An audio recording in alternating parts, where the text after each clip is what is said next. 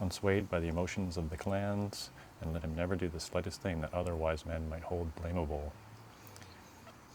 Whatever breathing beings... Oh, wait, hi, what are you doing? Yeah, I was just reading to my friend here. Pretty sure he's getting it. Getting there.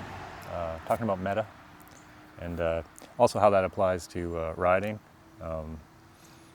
maybe more theoretically in someone's case, but nevertheless, an important thing to talk about here, because if you're out on the roads, probably one of the things you notice, as a runner as well, is that people don't see you, or that they treat you like you're invisible or you don't have value because you're not in a car.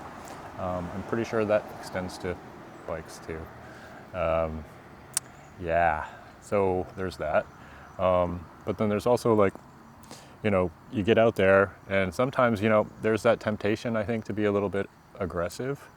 I know I can feel that way.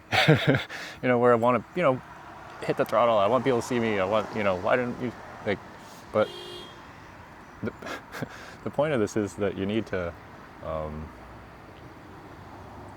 let a lot of that stuff go.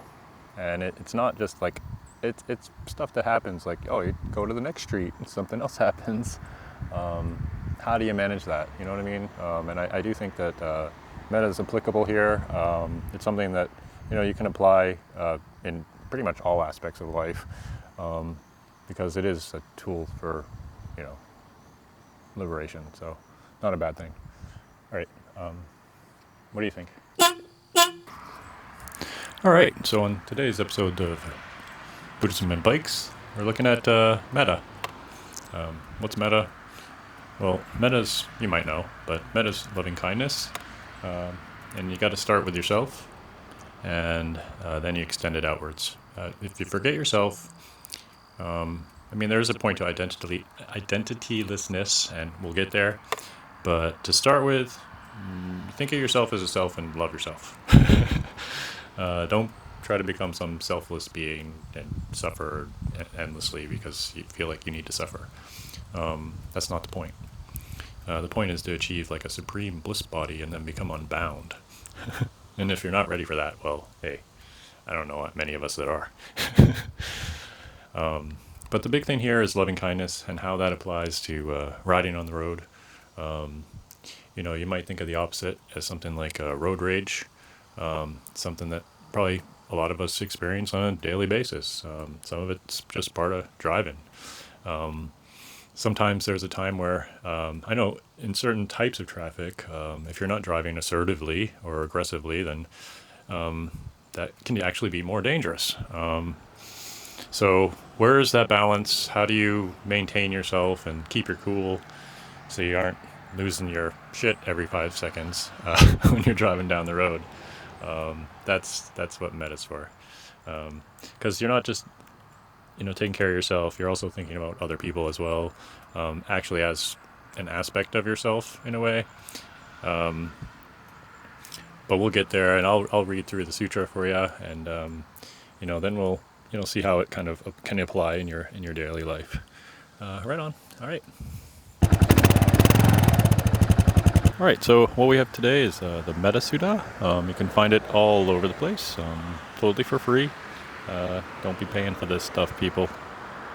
Unless you really want to build a stupa somewhere. I don't know, or a hospital or monastery or orphanage. If you got that kind of cash, good on you. At any rate, what should be done by one skillful and good so as to gain the state of peace is this: let him be able, and upright and straight, easy to speak to, gentle and not proud, contented too, supported easily, with few tasks and living very lightly, his faculties serene, prudent,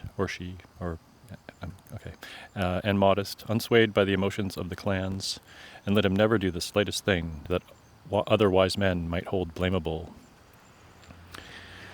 And let him think, in safety and in bliss, may creatures all be of a blissful heart, whatever breathing beings there may be, no matter whether they are frail or firm, with none excepted, be they long or big, or middle-sized, be they short or small or thick, as well as those seen and unseen, or whether they are dwelling far or near, existing or yet seeking to exist, may creatures all be of a blissful heart.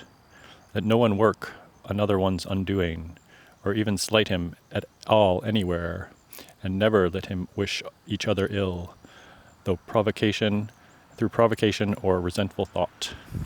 And just as might a mother with her life protect her son, was her only child, so let him then, for every living thing, maintain unbounded consciousness in being.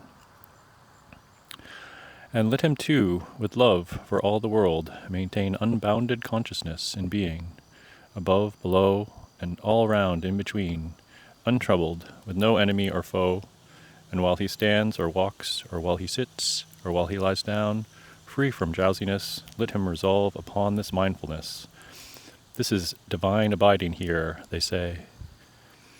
But when he has no trafficking with views, is virtuous, and has perfected seeing, and purges greed for sensual desires, he surely comes no more to any womb.